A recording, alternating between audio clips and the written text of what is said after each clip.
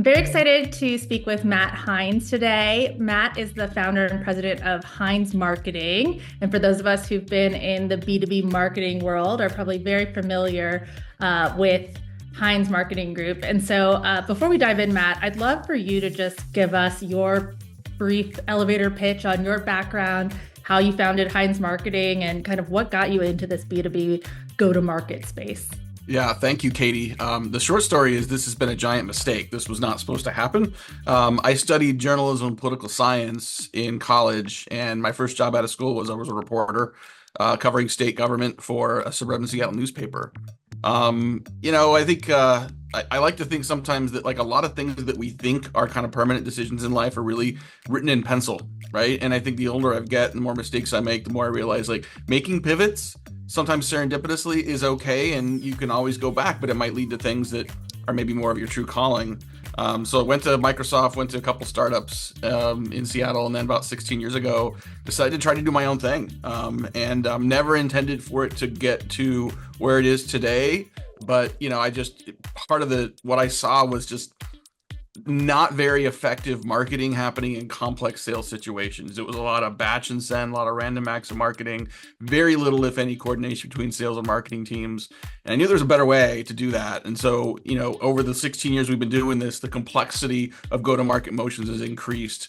The complexity of integrated teams working together has increased. And so the need for strategy process playbooks to build that predictable pipeline still very much a part of the reality and challenges for a lot of B2B organizations. And it's just a lot of fun to be able to work on that every day. Absolutely. And you talk about that decision to pivot. I think it's a consideration over the last few years. You've heard a lot from marketing leaders of, do I want to stay in-house? Do I want to go start my own thing? Yeah. At Clutch, we connect in-house marketing leaders with agencies and service partners. And so you've kind of been on both sides of that equation. What led you to kind of make that pivot in your career and say, actually, I do want to go out and do my own thing, and I want to be more of a service provider in this space? I think for me, it was a little bit of trying to just kind of own my own destiny, have a little more control. I think that like people think of entrepreneurs as like really risky people. And I think honestly, I felt like I had less risk and more control by doing my own thing versus staying in-house somewhere. So yeah, there's no safety net. There's no dedicated guaranteed paycheck. But, if you work somewhere else, you have a handful of decisions sometimes predicated by your employment agreement or what that company decides to do independent of your decisions. If you have your own business, your own firm, even if it's a firm of one, you have every choice, right? And some of those choices are more painful than others, but you still have every choice. And so the time when I did this, it was November 2008, Katie, when I decided to sort of quit my job and start the business, which if you remember was not a great time for the financial markets. In that great recession time, yes. Exactly. And my wife was finally pregnant with our first child. So who needs health insurance when, you're expanding your family? The good news was I had a couple clients lined up. My wife's a public school teacher, so she has far better benefits than I still have in our business. And so it worked out okay, but I think it's and it's a lot of work. It doesn't not everyone is able to make it work, but I think it's, for a lot of folks, the freedom, the flexibility, and just sort of the excitement and terror every day. It's exciting. Absolutely. Well, understanding that background and that journey you've been on, I think really helps set the stage for the discussion today. And we really want to dive into kind of agency relationships and how B2B CMOs can really vet and manage the agency partners. So when you're working with clients and you're working with go-to-market leaders, I'm sure you're very familiar both with your own clients and kind of connecting folks to other agencies. That selection process can be pretty nuanced, right? You're almost like dating, right? You're trying to find the right fit. A lot of failed experiences from everyone I know in the space, including my own experiences working with agencies. You can sometimes just not find that perfect fit. So I guess in your experience, what are some of the key learnings you've seen from clients that indicate this agency might be a great fit for this particular client's needs, or by contrast, it's probably not a great fit? Well, I think if you are waiting until an RFP goes out, or if you're not engaging with someone at all and there's no relationship, no brand, no awareness until they're ready to choose an agency, you're kind of just a commodity at that point. It's a very difficult to create differentiation. So I'll talk about some ways you can do that in a second. But I think, your best strategy as an agency or as a fractional CMO, as a person of one or person of 1,000, is to be the most generous person in the room, to sort of just think of your marketing as sharing your expertise, sharing what you're learning, and being super generous about that so that people can see what you're thinking about. And it's about building individual relationships with some of the future buyers in a way that is not salesy at all, but it's also creating a reputation in the market that your people, that your company really understand the nature of the problem you're solving, whether it's web design or brand or demand gen or whatever it is. So I think building preference and getting sort of an advantage in those competitive situations starts way before someone needs the deal. That said, if you are in that RFP, I think you still benefit from being the most generous person in the room. There's still a lot of agencies that will not give any IP away unless you start paying them. In part of our proven process, we have something we call the friendly audit, which is sort of a 1 hour judgment-free review of what someone's predictable pipeline fundamentals look like, and then we do sort of a write-up of what that looks like afterward. It takes time, but it also allows us to showcase our methodology and customize that to an organization. Does that scale? Like, no, but you only offer that to those companies you think are going to be good fits for you anyway. So I think by showing your generosity, by showing your expertise, and by doing that without asking for much in return, you show that you're going to be a thoughtful, productive partner in the relationship that hopefully takes shape after that. Yeah, I love that. And how much can you kind of demonstrate through showing your experience? And that speaking from, the person on the agency side, right? As the service provider, kind of talking to someone around why they're a good fit for it, putting yourselves in the shoes of a CMO and having been on the other end of that conversation, how can, as a potential buyer of those services, they kind of go into that conversation and demonstrate, is this going to be a good fit for me or not? And what can the buying leader kind of do to set that conversation up for success? Yeah, I think the first thing is just be really transparent about the situation you're in. Don't pretend that everything's fine and glorious inside, like you're going for outside help because something isn't working or you need sort of to expand beyond the capacity you have. So just be open, honest, and in some cases vulnerable of what that looks like. I would also say that, a lot of times the RFPs require the agency to come up with sort of this big pitch of who they are. But every agency, no matter what they do, can build an amazing presentation of who they are. Like, what matters more is their reputation. What matters more is what precedes this relationship. It matters more is what they've brought to the table, the work they've done for other folks. So I think references are not leveraged nearly enough in that relationship and in that vetting process. And it's not just what did the work look like, but how were they to work with? Were they a good partner? Were they a values fit? Did they respect? Was there mutual respect across the teams in terms of how the work got done? Respecting not just how the work gets done, but also knowing that no matter what work's happening externally, the sausage making isn't always pretty. It's not always perfect. It's not always right and successful the first time. It's a process. If it's a process internally, it's going to be a process externally sometimes as well. So just eyes wide open going into that, I think, is really important. The last thing I'll say is I think one of my favorite books about providing service is a book called Getting Naked by Robert Leccioni, and he talks about the importance of vulnerability as a way of earning trust and credibility. And he says there's 3 things that a lot of service providers are going to be afraid of that could keep them from earning that trust and loyalty. It's the fear of being wrong, the fear of sounding dumb, and the fear of getting fired. And if you're an agency, you're literally sometimes you hold back on the questions you should be asking. Sometimes you hold back on the advice that your client needs to hear because you're afraid of one or more of those things. And when you lean into it and through it, the right partnerships, the right relationships become stronger and longer as a result of that. I love that. And definitely we'll have to share that book recommendation for folks, on the service provider side, as well as on the in-house kind of marketing leadership side. You've obviously positioned your Heinz Marketing group really around this B2B go-to-market sales and marketing alignment. And that's kind of specific in terms of industry, but also kind of functions and the role that you can play in that pipeline development.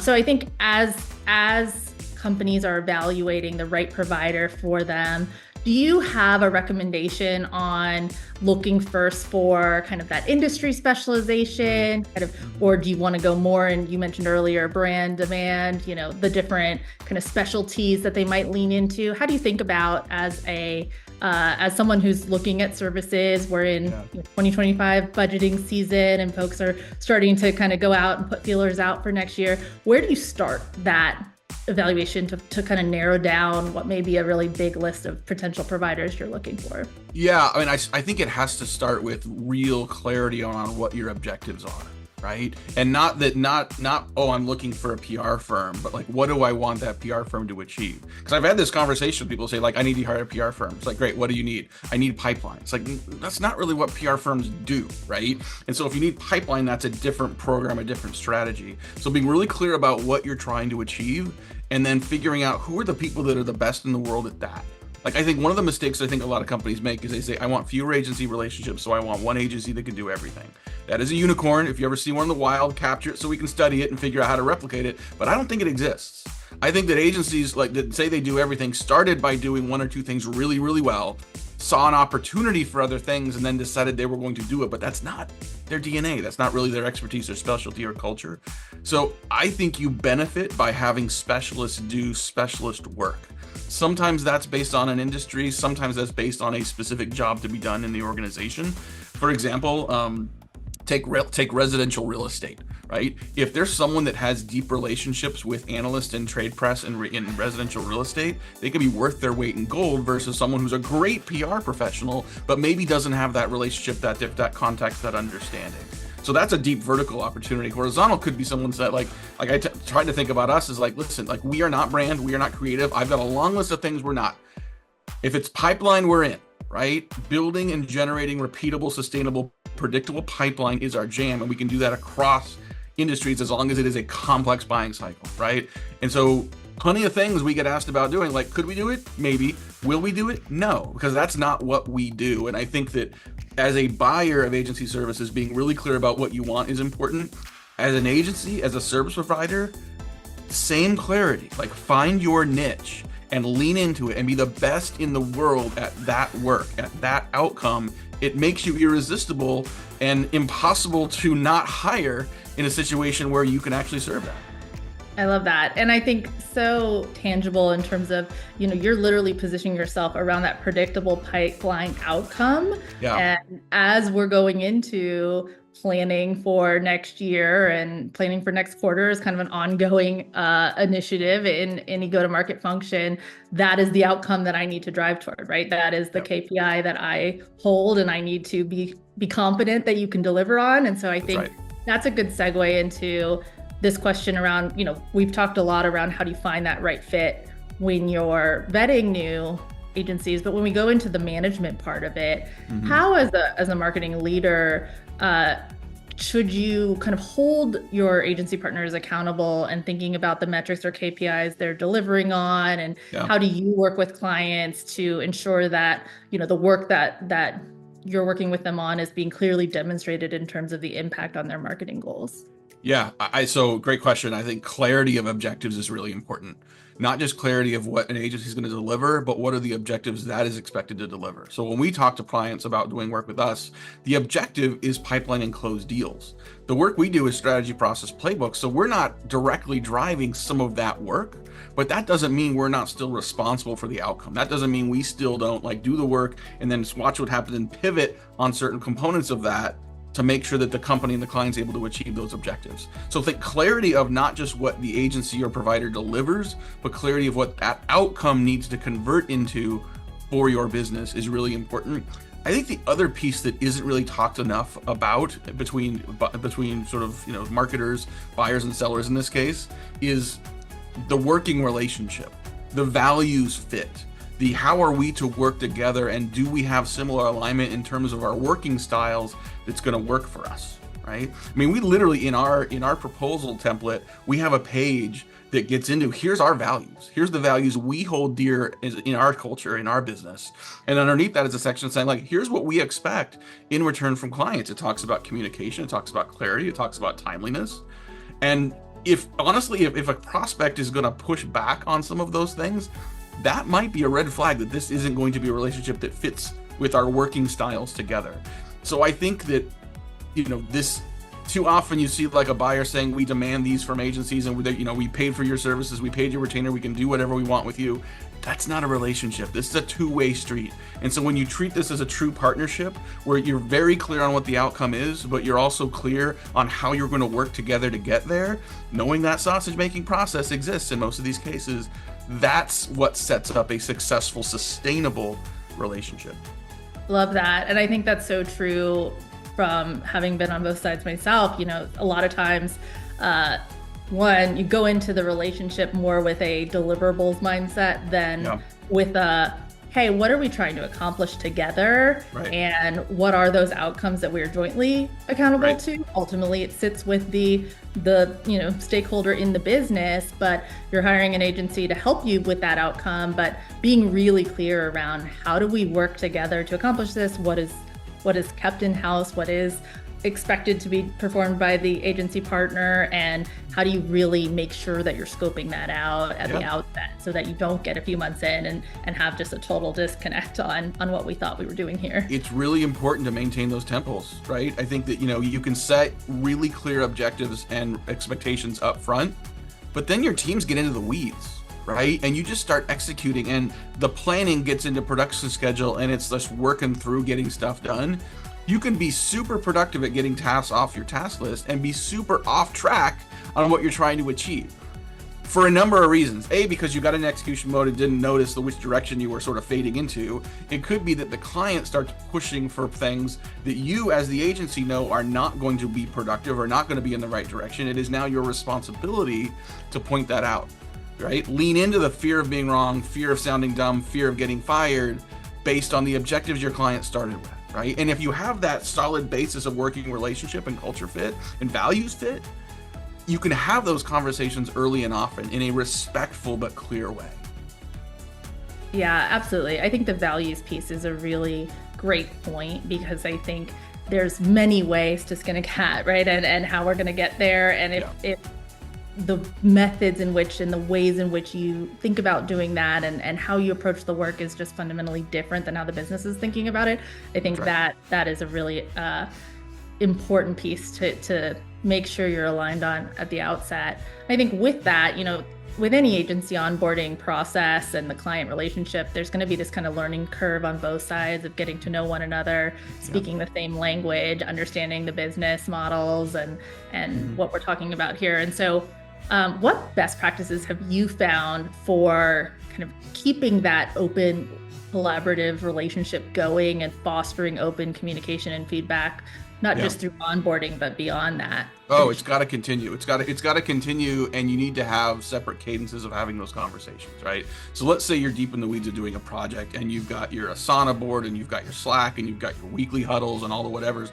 That's a production team. Separate cadence needs to happen where you're sort of checking in with an executive sponsor, saying like, how are we doing? Like, what's working, what's not working? What are you hearing from your team? Here's what I'm hearing from my team.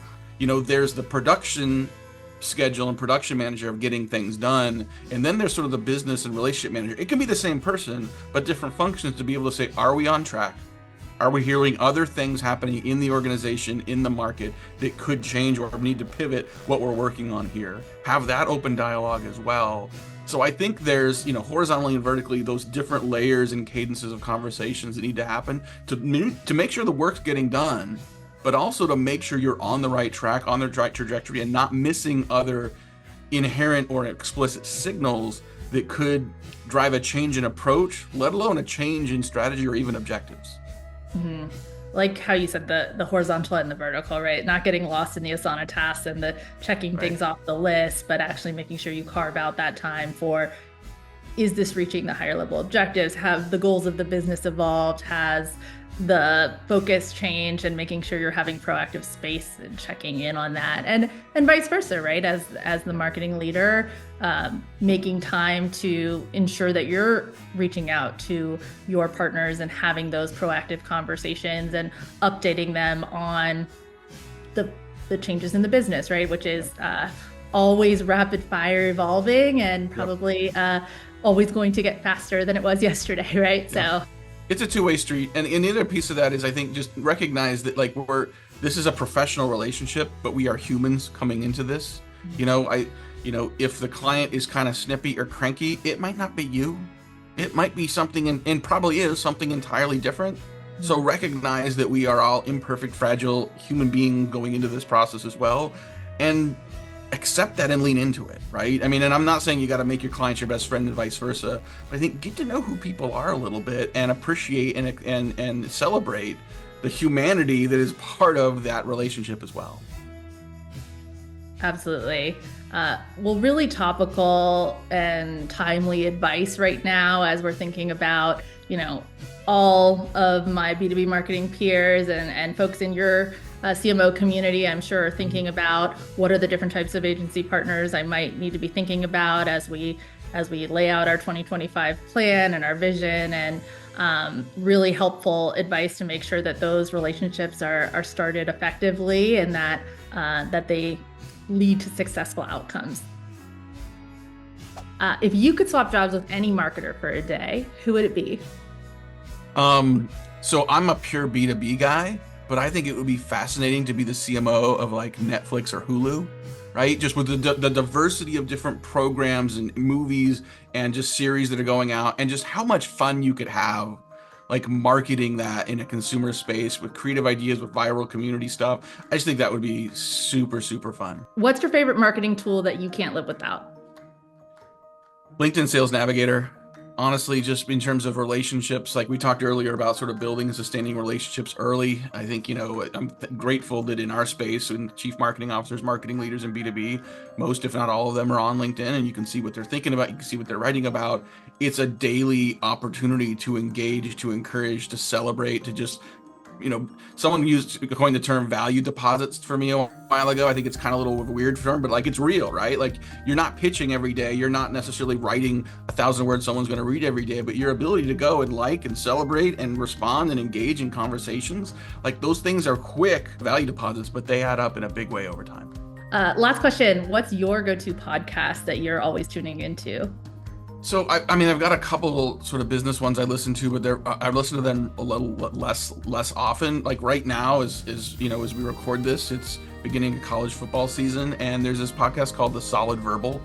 There's just two guys that just about 10 years ago just started recording themselves talking about college football, and it's informative, but also like totally off the wall. They're totally quirky, weird dudes, and so it's fun. So especially now that we're back into college football season, that's my jam. Well, Matt, thank you so much for your time today, and thank you for speaking with us.